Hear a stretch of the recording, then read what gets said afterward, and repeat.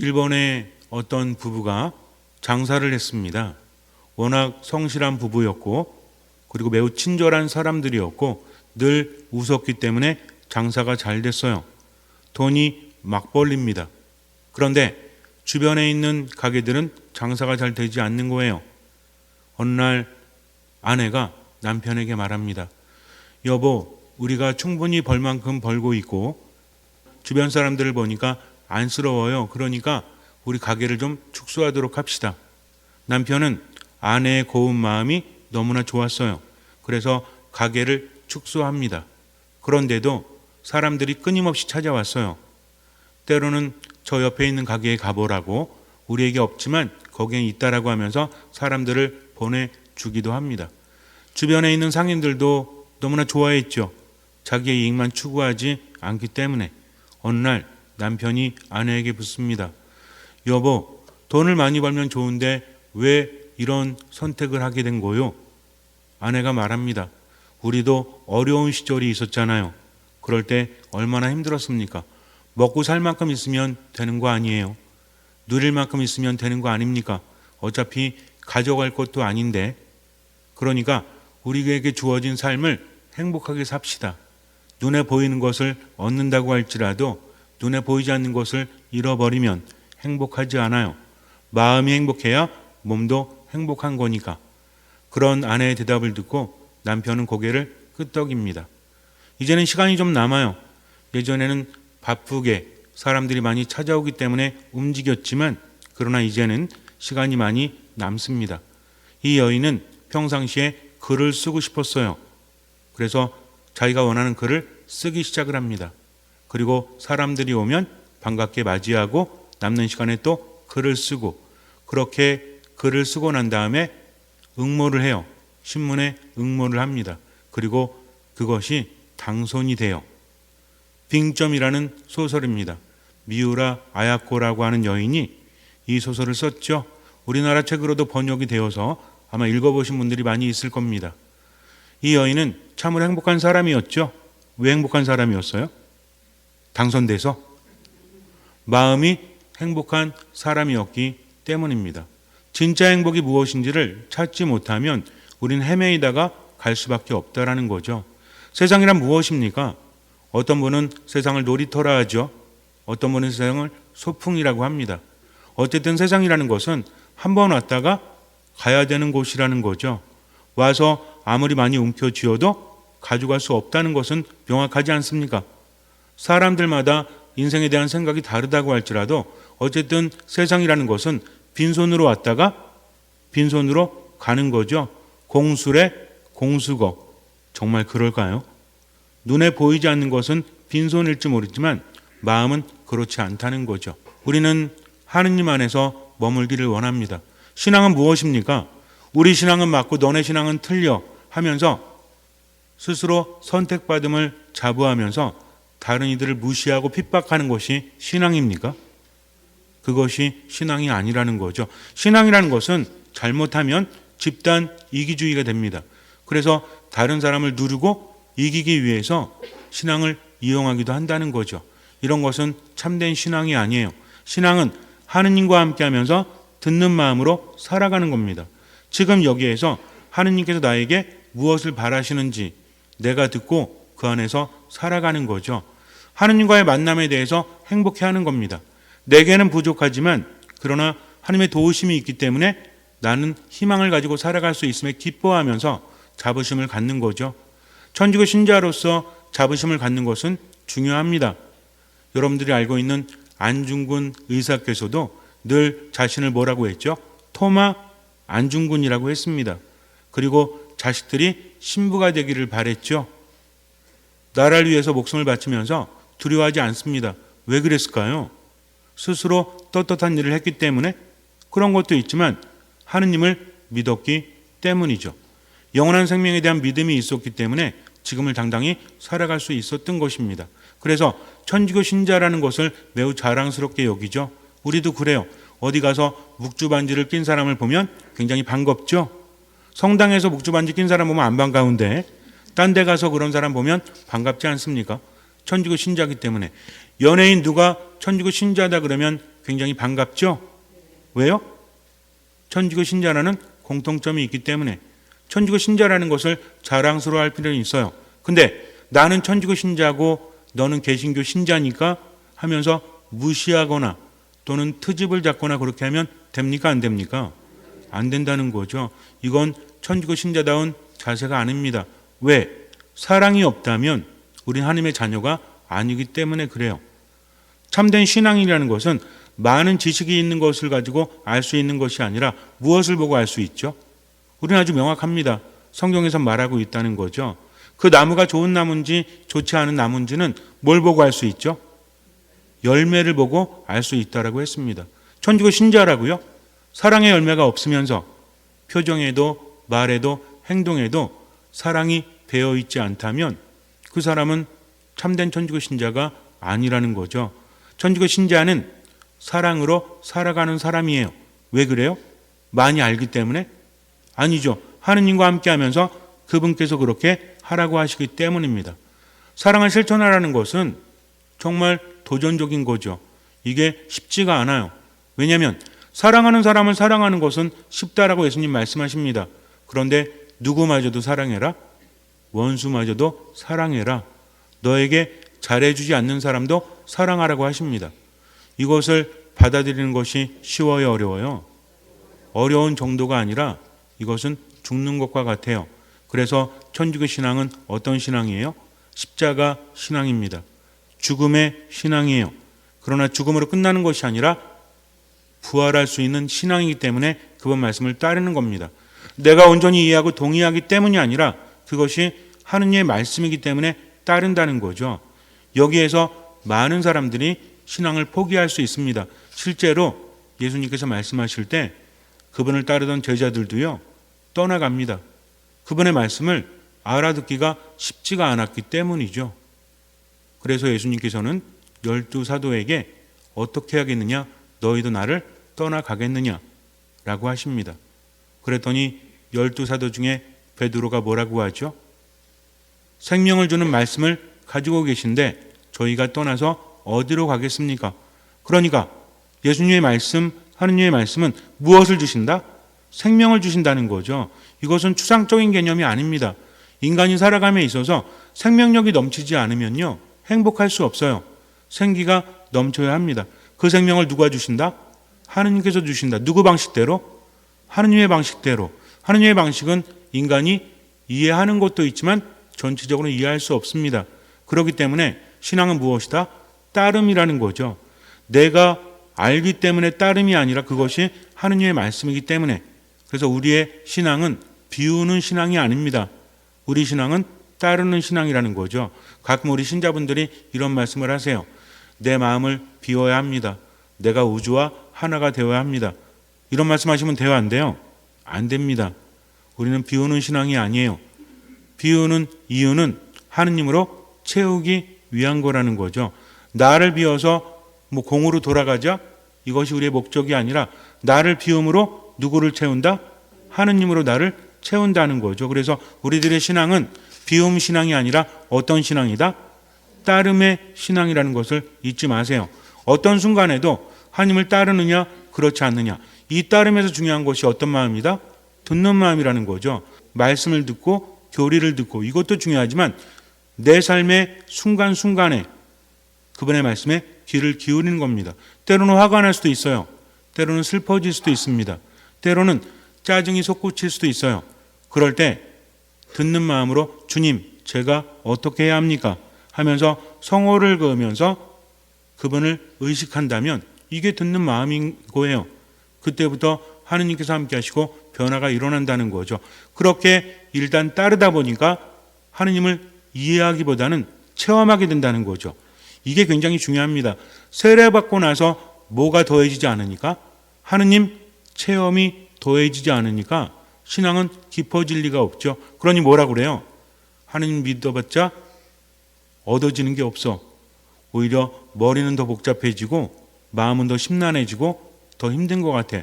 내가 하느님 믿으면 뭔가 특별한 것이 이루어지겠지라고 기대했는데 이루어지지 않습니다. 왜 그래요? 세례까지 받았는데 뭐가 없으니까? 믿음이 없으니까. 아니 신부님 믿음이 없다니요. 제가 여태까지 믿었는데 왜 믿음이 없습니까? 그거는 자기만의 믿음이에요. 믿음이라는 것은 뭐라고 했죠? 인간관계도 마찬가지입니다. 내가 아무리 잘해준다고 할지라도 상대방이 좋아하지 않으면 잘해준다는 것은 의미가 없죠. 오늘 여러분에게 어떤 사람이 사랑합니다, 좋아합니다 하면서 내 곁에 있어줘요. 그러면 행복해요, 안 행복해요? 모르는 사람인데. 이런 사람을 우리가 전문 용어로 뭐라고 불러요?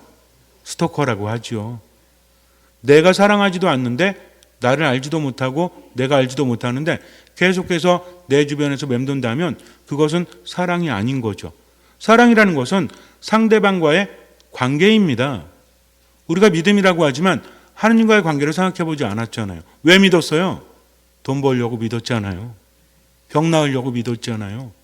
나만의 목적하에서 그저 이렇게 채워지면 뭔가 이루어지겠지. 마치 물이 끓어가지고 100도가 되면 라면을 넣어서 끓여 먹을 수 있듯이 믿음도 그런 것이 아니었습니까? 그렇다는 게 아닙니다. 그냥 보편적으로 말하는 거예요. 뭔가를 바라기 때문에 이렇게 해야지 라고 했다면 그것은 믿음이에요, 아니에요? 믿음이에요, 이것도. 근데 문제는 뭐야? 계속 그렇게 하니까 그렇죠. 아이가 태어났을 때 엄마 젖을 먹고 아빠한테 안기고 그런 건 자연스러운 거죠. 근데 20살 돼가지고도 젖 먹고 안기면 이건 제정신이 아닌 거죠. 우리는 웃습니다. 그게 말이 됩니까? 그렇다면 내 신앙은요? 세례받고 나서 여태까지 정말 변했습니까?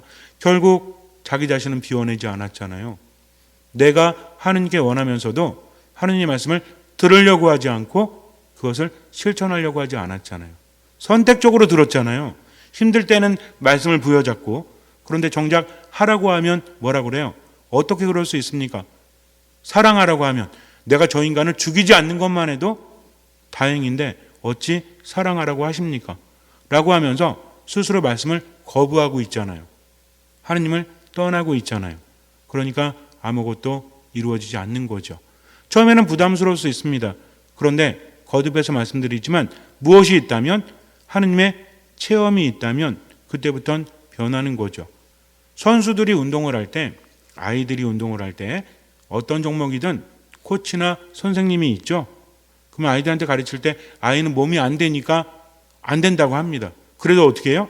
하라고 하면 하죠. 어른들은 뭐라고 그래요? 아우 힘들어요. 좀 이따 하죠. 대충 이거 쉬운 거 없어요? 좀 뭔가 좀 그런 거 없나요? 하면서 말을 들으려고 하지 않습니다. 그래서 코치나 선생님이 처음에는 어른들한테도 가르치다가 관계가 안 좋아지니까 뭐라 그래요? 뭐 어차피 취미로 하실 건데 대충 하시죠. 그러면 스스로 만족해서 합니다. 그러니까 나중에 어때요? 그 모양 그 꼴인 거죠. 힘든 거 안 하려고 그래요. 신앙도 마찬가지입니다. 그분의 말씀을 듣고 일단은 따르는 거죠. 누구처럼? 어린이처럼. 그래서 어린이처럼 되지 않으면 하나님 나라에 들어갈 수 없다고 하십니다. 사랑하라는 것도 마찬가지예요. 아니 어떻게 원수 사랑할 수 있습니까? 어떻게 나한테 잘 못해주는 사람한테 잘해줄 수 있습니까? 맨날 당하고 살라고요? 뭐 그렇게 왜 살아? 답답해 죽겠는데. 화가 나고 짜증나고 힘든데요. 하느님 말씀대로 했어요. 남는 건 화병뿐이 없더라고요. 라고 말합니다. 정말 그럴까요? 현대의학에서 특히 뇌과학에서 많은 것들이 밝혀지고 있습니다. 사람들을 모아놓고 이런 실험을 했어요. 미워하는 사람, 싫어하는 사람에 대한 저주를 써봐라 하면서 그것을 기록했다고 합니다. 그래서 그 사람은 어떻게 할까? 여러분들이 하고 싶은 대로 하세요. 그랬더니 어떤 분은 입에다가 수류탄을 넣고 뻥 터지는 것을 상상하기도 합니다. 어떤 사람은 몽둥이로 막 때리는 것을 상상하기도 해요. 그래서 순간 이 사람들이 뭔가 쾌감을 느끼고 순간 뭔가 시원함을 느꼈다고 합니다. 근데 그것이 끝난 다음에 한 20분 있다가 그 사람의 생체 리듬이나 상태에 대해서 검사를 한 거죠. 그랬더니 혈액에 안 좋은 수치가, 안 좋은 것들에 대한 수치가 올라갔다고 합니다. 심장 박동수도 안정적이지 않았대요. 스트레스 호르몬이 엄청나게 나와서 매우 안 좋아졌다고 합니다.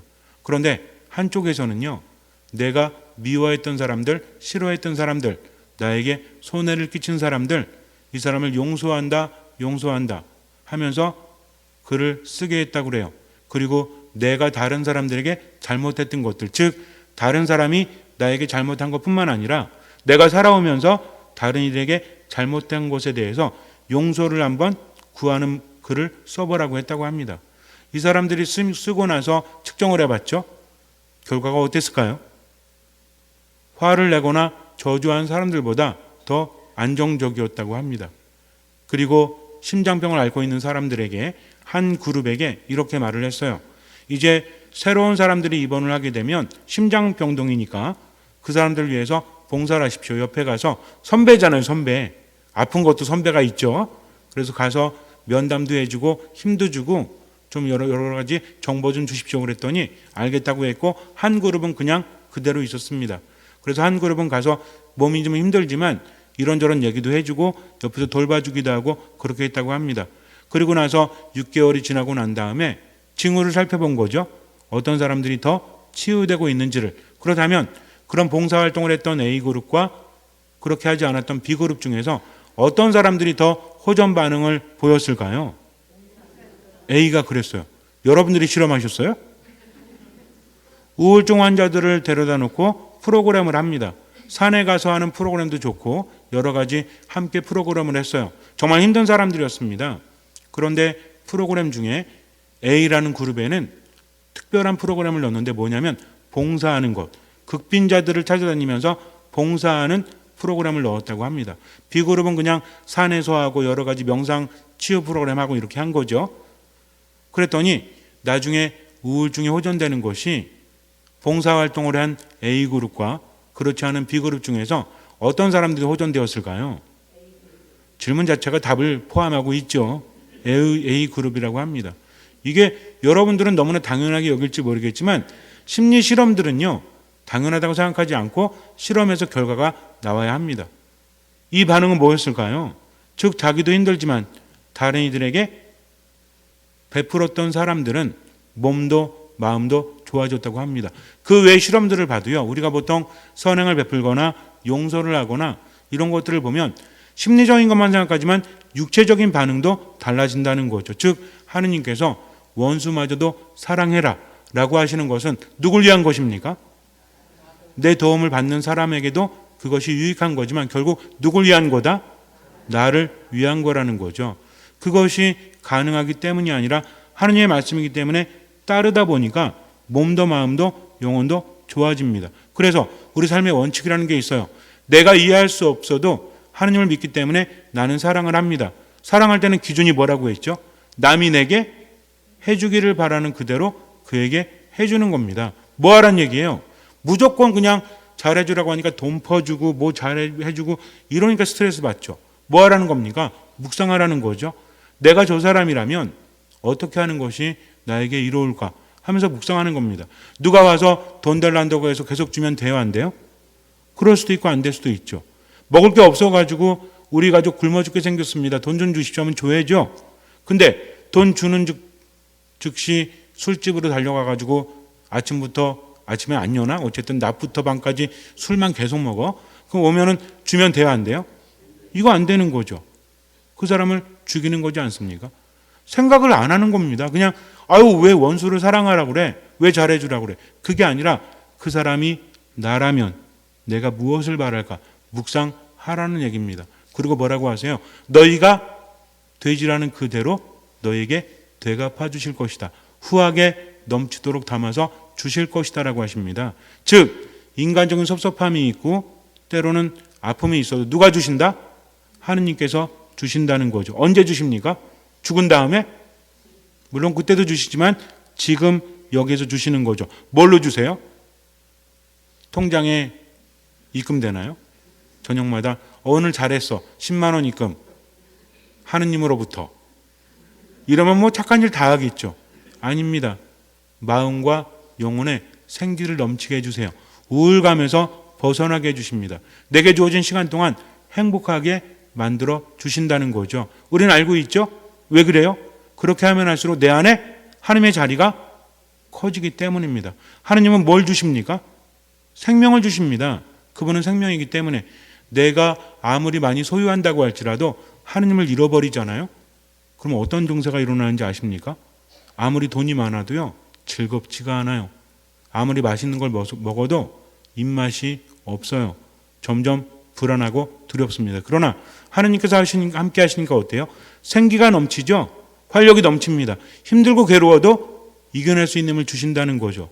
이것이 하느님의 선물이요, 또 하느님의 은총입니다. 우리는 알고 있죠? 내 안에 하느님의 자리가 어디에 있는지. 어디에 있어요? 두 글자잖아요. 양심이에요. 이게 양심이에요. 우리가 부르는 양심은, 신앙이 말하는 양심은 밖에서 심리학이 말하는 양심과 같지 않습니다. 하느님의 자리라는 거죠. 그래서 우리는 힘들어도 괴로워도 누구를 바라보는 거예요? 하느님 바라보는 거죠. 우리 자매님들은 야구를 싫어하실지 모르겠지만 저도 뭐 썩 좋아하진 않습니다. 근데 야구 선수들 보면 타자나 또는 나간 주자들이라고 하죠. 이 사람들 누굴 바라보고 있어요? 물론 뭐 경기하면서 여러 선수들을 바라보고 있겠지만 도루를 해야 되나 말아야 되나, 또는 타격을 해야 되나 말아야 되나, 누구를 바라보고 사인을 받죠? 감독이나 코치가 계속 사인을 주죠. 때리라고 하면 어떻게 해야 돼? 무조건 때려야 됩니다. 그 주자하고 타자가 있을 때 때리면 달리는 거죠. 왜 그래요? 실패할 수도 있지만 누구의 말이기 때문에? 코치, 감독의 말이기 때문입니다. 지금은 아웃될 수도 있어요. 그러나 전체적인 운영은 그들이 하기 때문이죠. 마찬가지입니다. 하느님을 신뢰하십시오. 어떻게 사랑할 수 있나 그러지 말고요. 사랑하라고 하시니까 얼마만큼만? 사랑할 수 있는 만큼만. 자존심이 상해도 일단은 내려놓으세요. 그렇게 하다 보면 뭐가 있죠? 하느님 체험이 있습니다. 그러면서 하느님의 자리가 커지면 우리는 행복할 수밖에 없다는 거죠. 그래서 이번 한 주간 집에 있는 왼수들이 있죠. 진짜 내 삶의 왼수는 좀 나중에 하더라도 집에 있는 왼수 있어요, 없어요? 아무리 사랑하려고 해도 사랑할 수 없는 그 사람이 어디 있어요? 사적 안에 있어요? 어디 있어요? 내 옆에 있고, 우리 직장 안에 있고, 또 내 삶의 안에 있고. 이게 문제야. 원수가 밖에 있으면 상관이 없어요. 어디 있어? 눈앞에 있어. 그러니까 일주일만큼만 그 사람에게 좋은 말을 해주세요. 미안한 게 있다면 그 사람이 나한테 잘못한 거 말고 내가 그 사람에게 잘못한 것이 하나라도 있다면, 그 사람이 나에게 9개 잘못하고 내가 잘못한 게 하나라도 있다면 그 사람에게 용서를 청하십시오. 이번 주간만 그 사람이 용서해 주든 말든 상관없어요. 일단 마음을 다해서 용서를 청하십시오. 그리고 나하고 함께하고 있는 그 왼수의 마음을 한 번쯤 생각해 보세요. 내 입장에서가 아니라 누구 입장에서? 왼수의 입장에서. 그러면 내가 뭘 잘못했는지 뭘 잘했는지 느낄 수 있습니다. 느꼈다면 이번 주간만큼은 용서를 청하고 사랑한다 말하고, 그리고 잘해주세요. 그래서 우리가 제일 하기 싫은 걸 하면 됩니다. 어떤 사람은 사랑하는데 어떤 사랑은 안 해? 돈 드는 사랑은 안 하지. 무슨 얘기인지 아시죠? 말로 때우려고 하면 돼요, 안 돼요? 안 됩니다. 그래서 이번 한 주간은 말로 때우지 말고 뭘 드려라? 돈을 드려라? 어쨌든 내가 정말 그 사람에게 내어주는 걸 해가지고 이번 한 주간은 내어주는 그런 한 주간으로 삼으시기 바랍니다. 이번 한 주간만, 그 다음 주부터 안 해도 돼요. 그래서 이번 한 주간은 자, 조용히 눈을 감으시고요. 한 명씩 설정하세요, 왼수를. 그에게 좋은 말을 해줘야 되겠다. 용서를 청해야 되겠다. 그리고 그 사람에게 선물을 줘야 되겠다. 해보십시오. 어떤 반응을 하든지 상관없어요. 자, 눈 뜨세요. 이제 한 명씩 다 설정하셨죠? 이번 주에 사제관에 선물 쌓이는 거 아니요? 어쨌든 농담입니다. 그래서 한번 그렇게 한번 해보세요. 그때부터 삶이 달라질 수밖에 없죠. 잠시 눈을 감으세요. 주어라. 그러면 너희도 받을 것이다. 누르고 흔들어서 넘치도록 후하게 되어 너희 품에 담아주실 것이다. 너희가 되지라는 바로 그대로 너희도 되받을 것이다 라고 말씀하십니다. 우리가 사랑을 하는 이유는 상대방 때문이 아니죠. 하느님을 바라보기 때문입니다. 믿음은 생명을 요구합니다. 죽어야만 그분 안에 머물 수 있기 때문에 그래요. 여기서 죽음이라는 것은 무엇입니까? 바로 나의 고집이죠. 나의 삶의 흐름이죠. 하느님 말씀을 듣고 따르십시오. 보이는 만큼만 따르십시오. 지금 여기에서 따르십시오. 이해되지 않아도 무조건 따르십시오. 그러면 하느님 체험이 주어집니다.